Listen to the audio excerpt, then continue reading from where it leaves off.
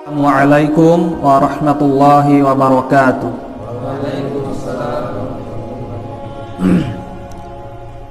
নাহমাদুহু ওয়া নুসাল্লি আলা রাসূলিহিল কারীম, আম্মা বা'দ। ফাআউযু বিল্লাহি মিনাশ শাইতানির রাজীম। বিসমিল্লাহির রহমানির রহিম। কুনতুম খায়রা উম্মাহ উখরিজাত লিন-নাস তা'মুরুনা বিল মা'রুফ ওয়া তানহাউনা আনিল মুনকার। আলহামদুলিল্লাহ, যাবতীয় প্রশংসা আল্লাহ সুবহানাহু ওয়া তাআলার জন্য এবং যাবতীয় দরুদ ও সালাম বর্ষিত হোক শেষ নবীর উপর সাল্লাল্লাহু আলাইহি ওয়াসাল্লাম।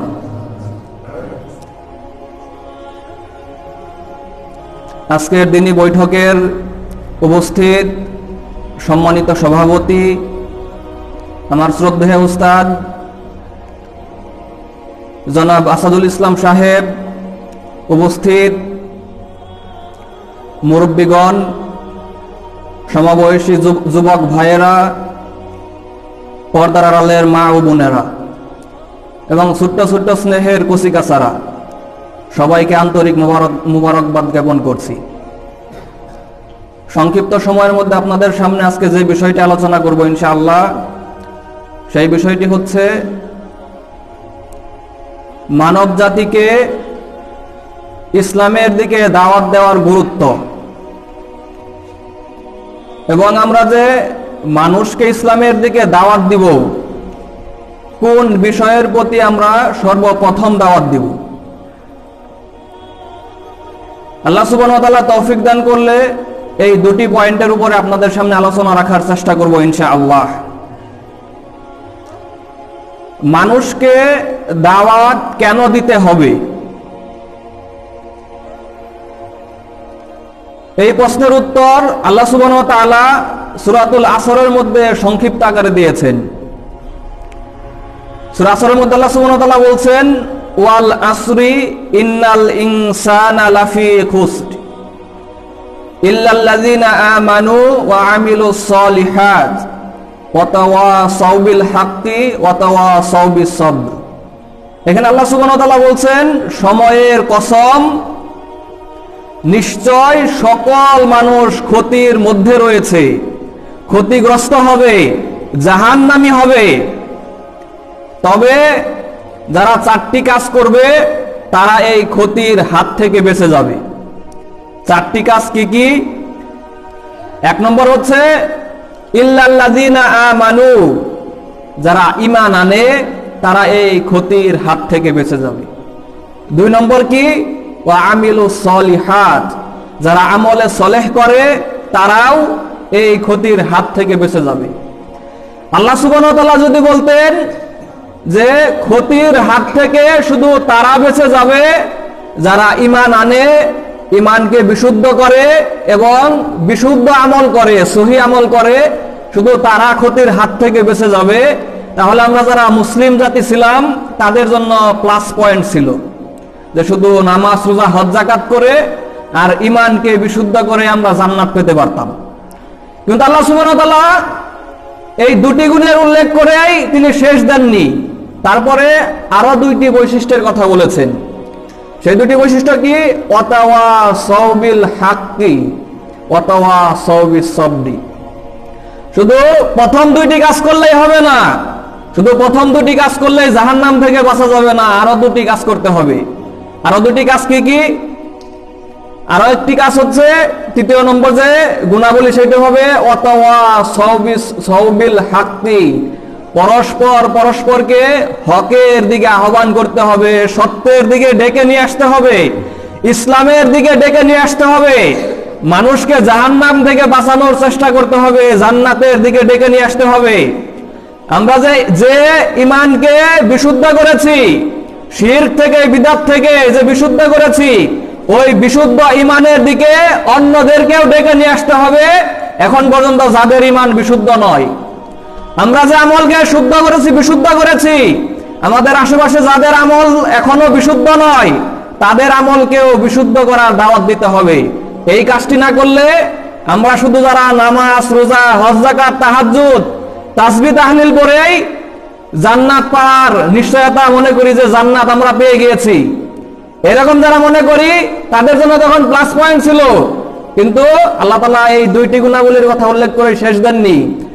দাওয়াতের কাজ অবশ্যই করতে হবে। কেন করতে হবে? যদি ক্ষতির হাত থেকে বাঁচতে চাই, জাহান্নামের হাত থেকে বাঁচতে চাই, কাল কিয়ামতের ভয়াবহ অবস্থা থেকে বাঁচতে চাই, যদি জান্নাত লাভ করতে চাই, তাহলে অবশ্যই দাওয়াতি কাজ করতে হবে। দাওয়াতি কাজ যখন আমি আপনি করতে যাব, বিশুদ্ধ দ্বীনের দাওয়াত যখন প্রচার করা শুরু করব, মানুষদেরকে হকের দিকে দাওয়াত দিব, শিরক থেকে, বিদআত থেকে, কুফরি থেকে বাঁচার দাওয়াত যখন দিব, তখন সবাই প্রশংসার সাথে গ্রহণ করবে নাকি কেউ বিরোধিতাও করবে? সবাইকে সমাদর করবে। মুহাম্মদ সাল্লাল্লাহু আলাইহি ওয়াসাল্লাম হচ্ছেন পৃথিবীর মধ্যে সবচেয়ে চরিত্রবান ব্যক্তি, পৃথিবীর মধ্যে সবচেয়ে নম্র, ভদ্র, অমায়িক আচরণ যার ছিল তিনি হচ্ছেন মুহাম্মদ সাল্লাল্লাহু আলাইহি ওয়াসাল্লাম। পৃথিবীতে কিয়ামত পর্যন্ত মুহাম্মদ সাল্লাল্লাহু আলাইহি ওয়াসাল্লামের চেয়ে শ্রেষ্ঠ কোনো মানব কি আসা সম্ভব?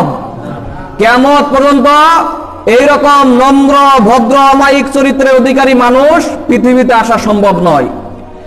পৃথিবীর মধ্যে সর্বশ্রেষ্ঠ মানব যখন ইসলামের দাওয়াত প্রচার করা শুরু করলেন, তখন তার জাতি তাকে কি সাদরে গ্রহণ করেছিল নাকি তার উপরে জুলুম অত্যাচার শুরু করেছিল?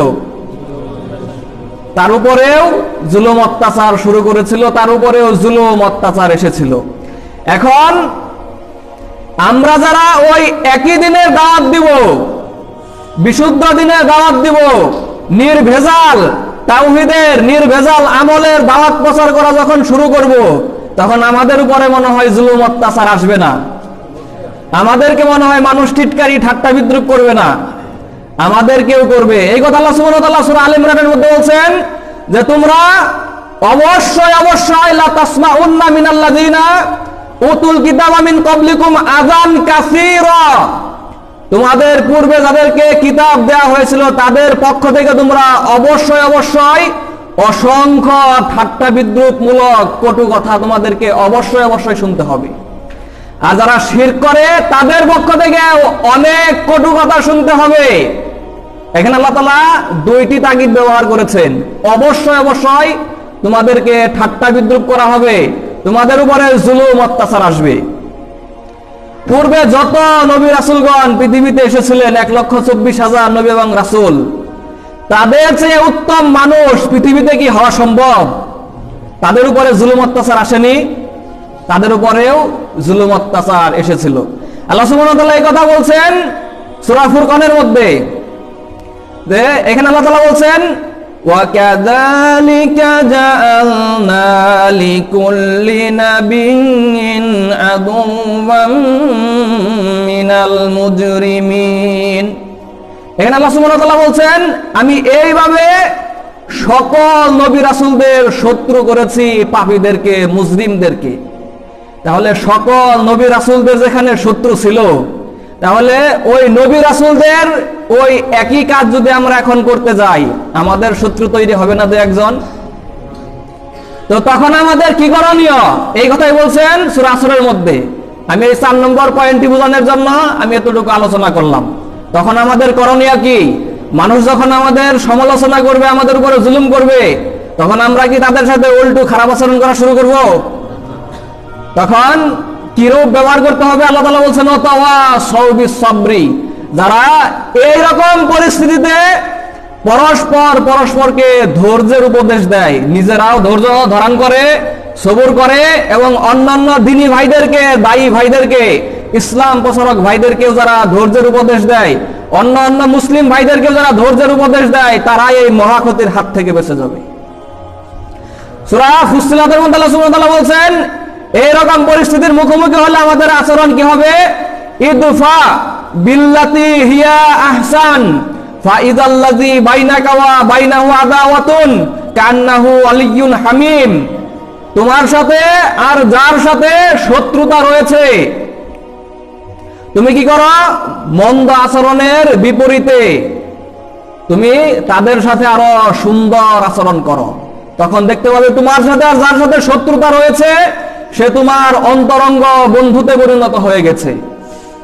আপনি যখন কোরআন এবং সহিহ হাদিসের দাওয়াত প্রচার করা শুরু করবেন, তখন আপনার বিরুদ্ধে অবশ্যই অনেক লোক লেগে যাবে। তখন হাজারো বার আপনার শত্রুতা করা সত্ত্বেও, আপনার সাথে খারাপ আচরণ করা সত্ত্বেও, আপনি যদি তাদের সাথে ভালো আচরণ করেন, একদিন, 2 দিন, 3 দিন, 4 দিন যখন ভালো আচরণ করতে থাকবেন, দেখা সাক্ষাৎ হলে সালাম মুসাফা যখন করবেন, চার দাওয়াত দিবেন, এরপরে সালাম মুসাফা যখন আরো বৃদ্ধি করবেন, সে কি তখন আপনার সাথে শত্রুতা বেশি দিন ধরে রাখতে পারবে?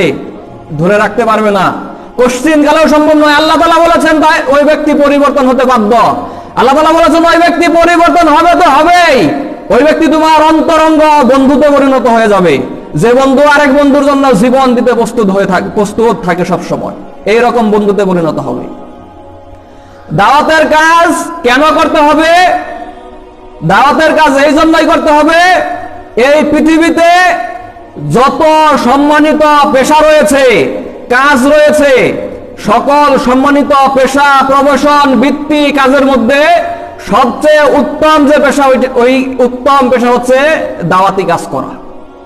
যে কাজ করেছেন পৃথিবীর সকল নবী এবং রাসূল, 1 লক্ষ নবী এবং রাসূল এই দাওয়াতের কাজ করে গিয়েছেন।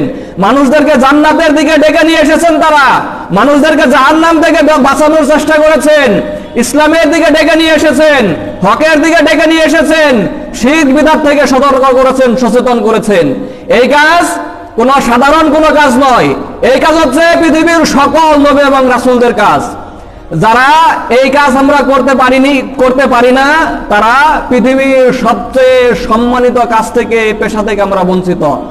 যে কাজ সকল নবী রাসূলগণ করেছেন, আমরা ওই কাজ থেকে আমরা বঞ্চিত। আমরা বিশাল একটি সৌভাগ্য থেকে আমরা বঞ্চিত। আল্লাহ সুবহানাহু ওয়া তাআলা এই কথা বলছেন, দাওয়াতি কাজ যে পৃথিবীর মধ্যে সর্বোত্তম কাজ, সবচেয়ে উত্তম পেশা, এটি উত্তম প্রফেশন। এই কথাটি বলছেন সূরা ফুসসিলাতের মধ্যে, وَمَنْ أَحْسَنُ قَوْلًا مِّمَّنْ دَعَا إِلَى اللَّهِ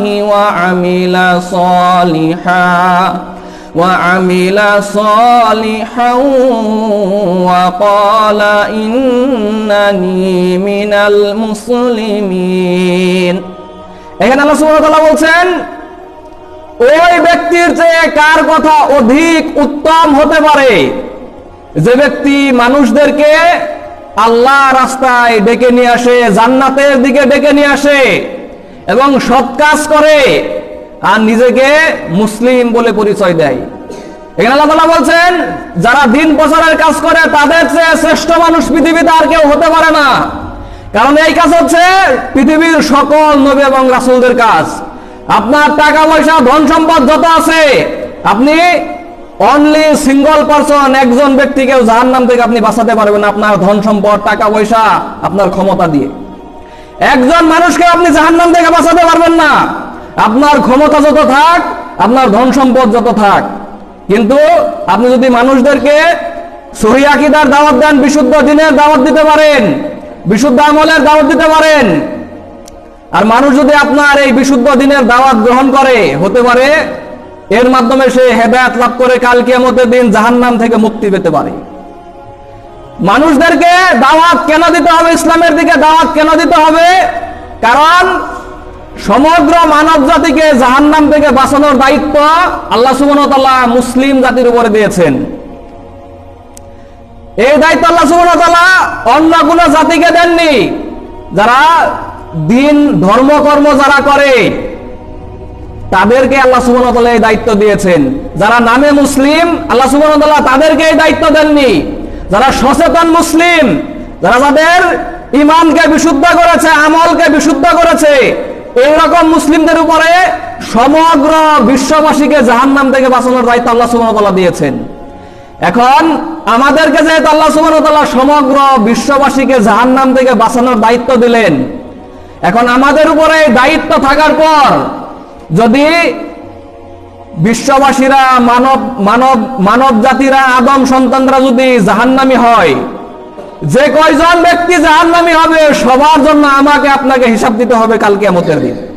সে হতে পারে হিন্দু, খ্রিস্টান, বৌদ্ধ, ইহুদি, সে হতে পারে হানাফি, শাফিঈ, হাম্বলি, আহলে হাদিস, সে হতে পারে জামাতি তাবলিগি, সে হতে পারে যে কোনো ধর্মের লোক, যে কোনো মাযহাবের লোক, যে কোনো দলের লোক, যে ধর্মের যে দলের লোক হোক না কেন, যে কয়জন ব্যক্তি নারী পুরুষ বৃদ্ধ শিশু যাদের পূর্ণাঙ্গ বয়স হয়েছে, বুঝ বয়স হয়েছে, যে কয়জন ব্যক্তি জাহান্নামী হবে সবার তারা যে জাহান্নামী হলো, এই জাহান্নামী হওয়ার জন্য আমাকে আপনাকে, আমরা যারা সচেতন মুসলিম, আমাকে আপনাকে কাল কিয়ামতের দিন আল্লাহর কাঠগড়ায় জবাবদিহি করতে হবে।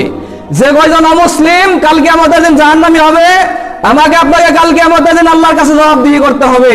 যে কয়জন খ্রিস্টান, হিন্দু, বৌদ্ধ, ইহুদি, খ্রিস্টান, যে কয়জন জাহান্নামী হবে কাল কিয়ামতের দিন আমাকে আপনাকে, আমি আপনি যে সচেতন মুসলিম রয়েছি, কাল কিয়ামতের দিন আমাকে আপনাকে জবাবদিহি করতে হবে।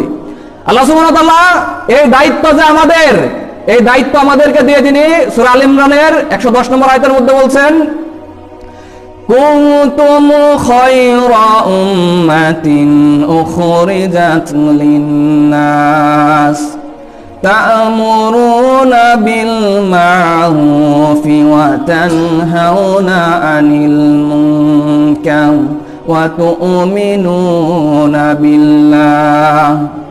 এখানে আল্লাহ সুবহানাহু ওয়া তাআলা বলছেন, তোমরা হচ্ছে সর্বোত্তম জাতি, you are the best of nation, you are the best of people. তোমরা হচ্ছে পৃথিবীর মধ্যে, বিশ্বের মধ্যে সবচেয়ে উত্তম জাতি, উত্তম মানুষ। উখরিজাত লিন-নাস, কুনতুম খায়রা উম্মাতিন উখরিজাত লিন-নাস, তোমাদেরকে বের করা হয়েছে, তোমাদেরকে সৃষ্টি করা হয়েছে, তোমাদের অভ্যুত্থান করানো হয়েছে সমগ্র মানব জাতির কল্যাণের জন্য, সমগ্র মানব জাতির জন্য, সমগ্র মানব জাতিকে জাহান্নাম থেকে রক্ষা করার জন্য। You save whole of humankind, তোমরা সমগ্র মানব জাতিকে জাহান্নাম থেকে উদ্ধার করবে, এই জন্যই তোমাদেরকে সৃষ্টি করা হয়েছে। আল্লাহ সুবহানাহু ওয়া তাআলা এইখানে আমাদেরকে সমগ্র মানব জাতিকে জাহান্নাম থেকে বাঁচানোর দায়িত্ব দিয়েছেন।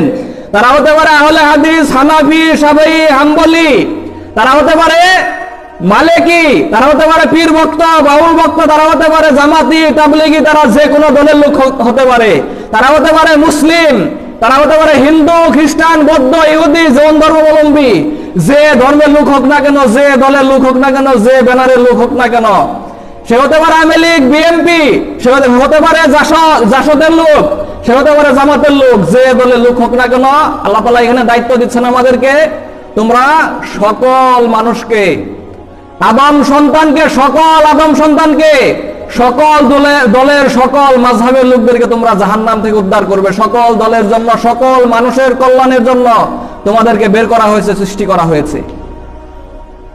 এখন আমাদেরকে আল্লাহ তাআলা দায়িত্ব দিলেন সমগ্র মানব জাতিকে জাহান্নাম থেকে রক্ষা করার জন্য। আল্লাহ তাআলা এখানে বললেন উখরিজাত লিন-নাস। নাস অর্থ কি? নাকি আহলে হাদিস, হানাফি, শাফিঈ,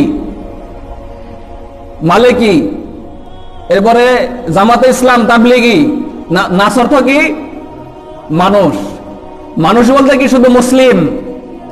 কি বলেন, শুধু মুসলিম নাকি শুধু আরব জাতি?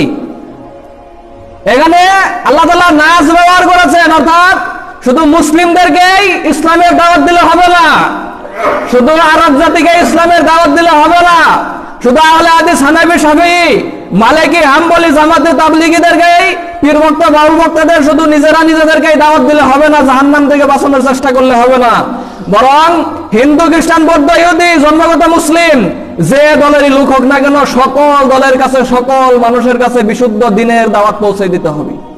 এই কাজ যদি আমরা না করি, কাল কিয়ামতের দিন কঠিন জবাবদিহির সম্মুখীন হতে হবে। একটু উদাহরণ দেব আপনাদের সামনে। ধরুন আপনি একটি ট্রেন রাস্তার পাশে দাঁড়িয়ে রয়েছেন, একটি বাচ্চা শিশু ওই ট্রেন রাস্তার উপরে খেলা করছে। ঠিক ওই মুহূর্তে ট্রেন একেবারে নিকটে চলে এসেছে। ট্রেন এটি অন্য কোনো গাড়ি নয় যে যেখানে সেখানে ব্রেক দেওয়া যাবে। এটি বাস নয়, ট্রাক নয়, প্রাইভেট কার নয়, এটা মাইকও নয় যে যেখানে সেখানে ব্রেক দেওয়া যাবে।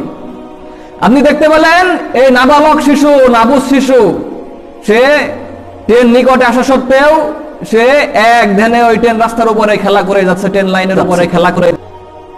আপনি ওই বাচ্চাটিকে টান দিয়ে সরিয়ে উদ্ধার করলেন না, এর ফলে ওই বাচ্চাটি ট্রেনের নিচে চাপা পড়ে মারা গেল।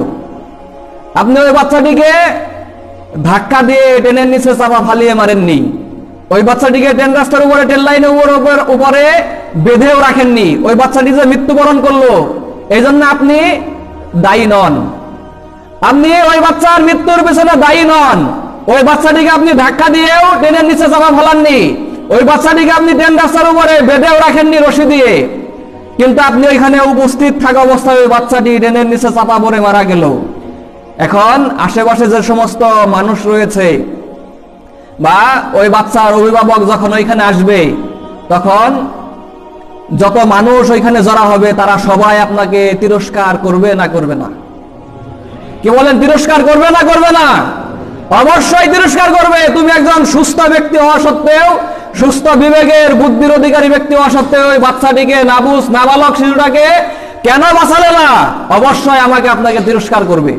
ঠিক তেমনি ভাবে মুসলিমদের ভিতরে এখন পর্যন্ত যারা তাদের ইমানকে শিরক থেকে, বিদআত থেকে, বড় কুফরি, বড় মুনাফিকি, ইসলাম ভঙ্গকারী কারণ তাগুতের পূজা উপাসনা থেকে এখন পর্যন্ত যারা বিশুদ্ধ করতে পারেনি তাদের ইমানকে, বিদআত থেকে যারা তাদের আমলকে বিশুদ্ধ করতে পারেনি, এবারে 650 কোটির উপরে অমুসলিম যারা এখন পর্যন্ত ইসলামের দাওয়াত পায়নি, যাদের নিকট ইসলামের দাওয়াত এখন পর্যন্ত পৌঁছেনি, তারাও তো ওই নাবুস শিশুর মতো।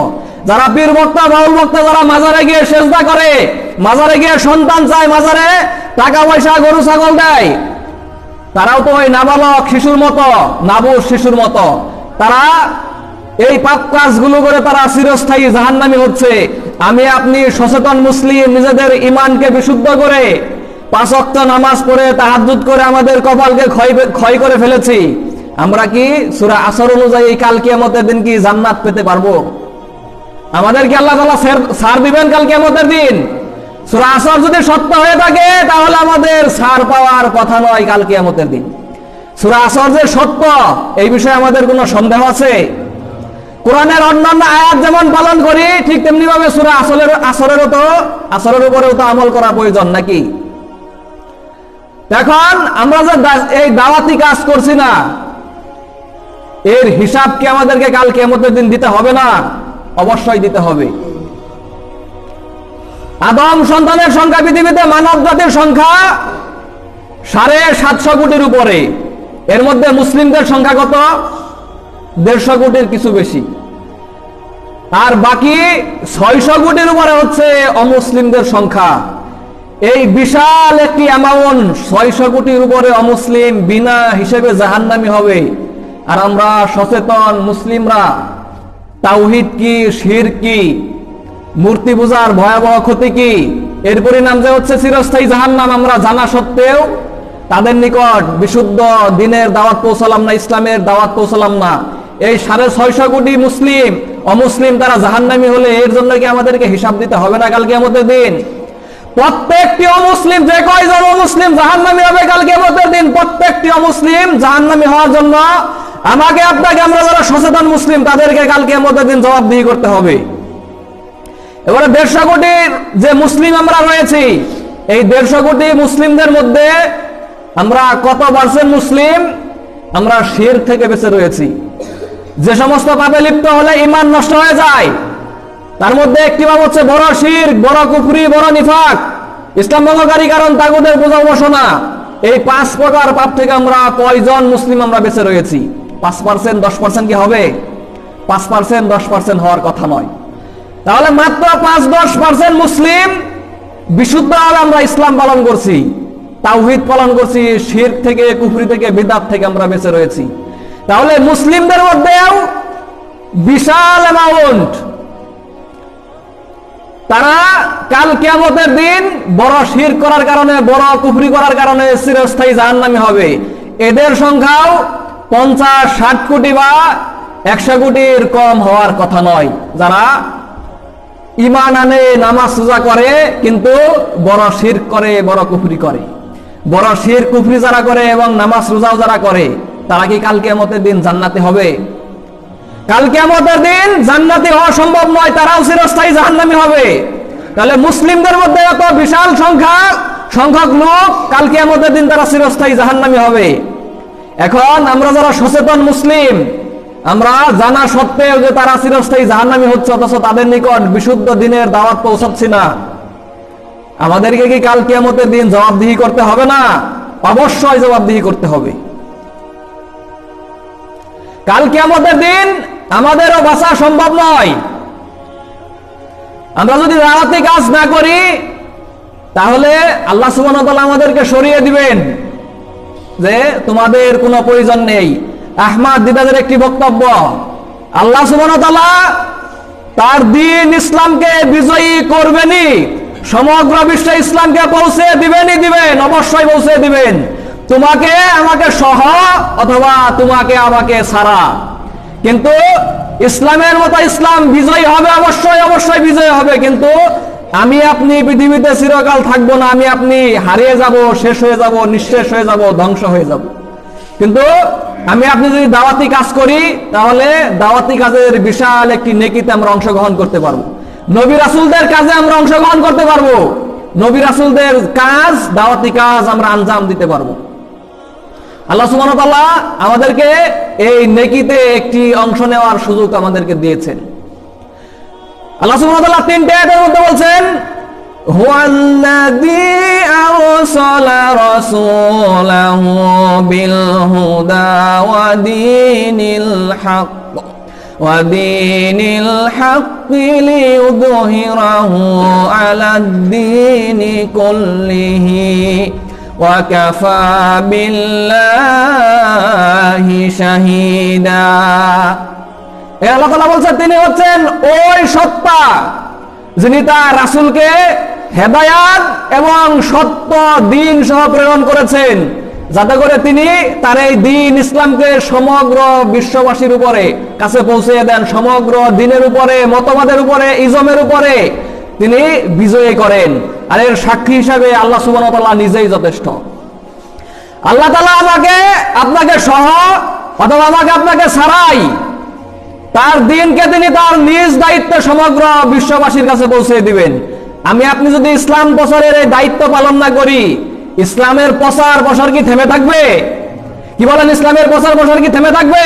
ইসলামের প্রচার প্রসার থেমে থাকবে না। তিনি তার নিজ দায়িত্বে সমগ্র বিশ্ববাসীর কাছে ইসলামের দাওয়াত পৌঁছে দিবেন, ডাক্তারের মাধ্যমে পৌঁছে দিবেন, ইঞ্জিনিয়ারের মাধ্যমে পৌঁছে দিবেন। কিন্তু আমি আপনি মুসলিম, দাড়ি টুপি আল্লাহ মুসলিম হওয়া সত্ত্বেও, হুজুর হওয়া সত্ত্বেও আমার আপনার হয়তো সৌভাগ্য হবে না।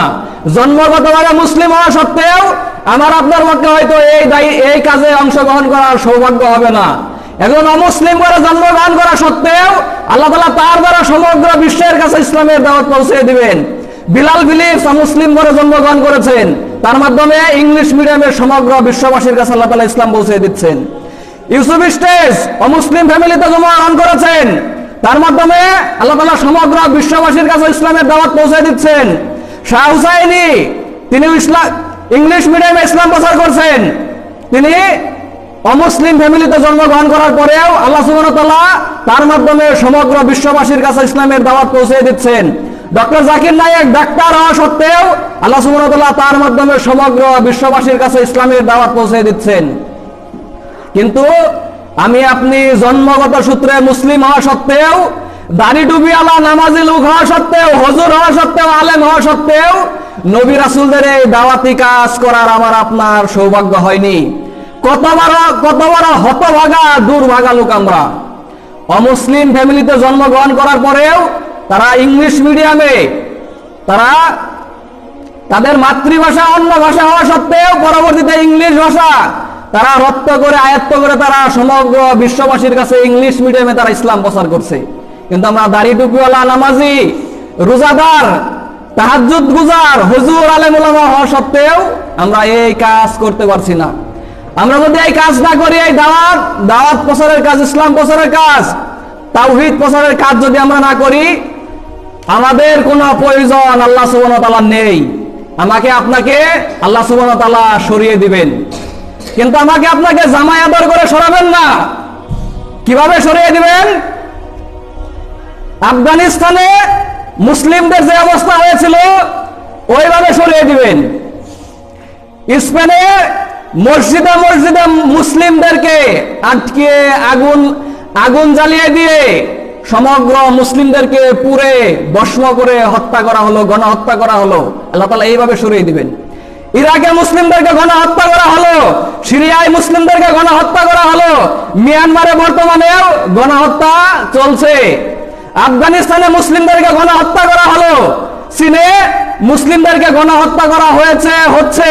পৃথিবীর সকল স্থানে যেখানেই যান মুসলিমরা নির্যাতিত, অত্যাচারিত। কেন? কারণ আমরা দাওয়াতি কাজ করছি না। এই কথা আল্লাহ তাআলা বলছেন, وَإِن تَوَلَّوْا يَسْتَبْدِلْ قَوْمًا غَيْرَكُمْ ثُمَّ لَا يَكُونُوا أَمْثَالُكُمْ। এখানে আল্লাহ তাআলা বলছেন, তোমরা যদি মুখ ফিরিয়ে নাও, আল্লাহ তাআলা তোমাদেরকে সরিয়ে দিবেন, তোমাদের স্থানে অন্য জাতিদেরকে নিয়ে আসবেন। এরকম অলস জাতির, দিন প্রচার বিমুখ জাতির, ইসলাম প্রচার বিমুখ জাতির কোনো প্রয়োজন আল্লাহ সুবহানাহু ওয়া তাআলার নেই। আমি আপনি হুজুর হওয়া সত্ত্বেও এই কাজ যারা করছি না, এরকম হুজুরের, আলেমের, মুসলিমদের, নামাজি, রোজাদার কিন্তু দিন প্রচার করছি না, এরকম মুসলিমদের কোনো প্রয়োজন নেই। আল্লাহ তাআলা আমাদেরকে সরিয়ে দিয়ে ডাক্তারকে নিয়ে আসবেন, ইঞ্জিনিয়ারকে নিয়ে আসবেন, বিজ্ঞানীকে নিয়ে আসবেন, এরপরে অ্যাডভোকেট, উকিল এদেরকে নিয়ে আসবেন, শিক্ষক, প্রফেসর এদেরকে নিয়ে আসবেন। কিন্তু আমরা যদি এই কাজ না করি, আমাদেরকে আল্লাহ তাআলা সরিয়ে দিবেন, জামাই আদর করে সরাবেন না।